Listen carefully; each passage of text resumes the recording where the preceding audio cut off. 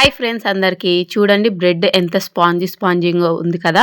ఇదైతే నేనే రెడీ చేశాను చూడండి. ఫస్ట్ అయితే 3 ఎగ్స్ తీసుకొని వాటిని అయితే బ్రేక్ చేసుకొని మిక్సీలో వేసుకోవాలన్నమాట. ఆ తర్వాత 1/2 కప్పు షుగర్ అలాగే ఆయిల్ 1/2 కప్పు తీసుకొని మిక్సీ అయితే పట్టేసుకోవాలి. పట్టేసుకున్న తర్వాత ఒక బౌల్ తీసుకొని దాంట్లోకి మనం తీసుకున్న 1 కప్పు మైదా అయితే మంచిగా జల్లించుకోవాలన్నమాట. జల్లెడ పట్టుకున్న తర్వాత ఒక టీ స్పూన్ వంట సోడా వేసి మంచిగా మిక్స్ చేసుకున్న తర్వాత మనం ఆల్రెడీ పట్టి పెట్టుకున్న ఆ మిశ్రమాన్ని అయితే అందులో వేసి మంచిగా ఒకే డైరెక్షన్లో తిప్పాలన్నమాట. మంచిగా కలుపుకున్నాక కొంచెం గట్టిగా అనిపిస్తే మనం అయితే కొన్ని కాచి చల్లార్చిన పాలు వేసుకొని మంచిగా కలపాలన్నమాట. అదైతే మనకి రిబ్బన్ కన్సిస్టెన్సీ రావాలన్నమాట.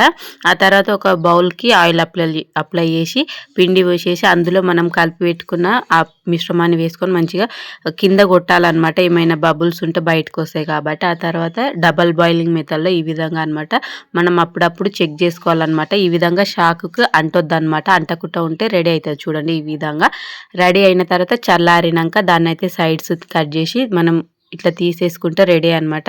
మనకు బేకరీ స్టైల్లో అనమాట. సూపర్ ఉంటుంది.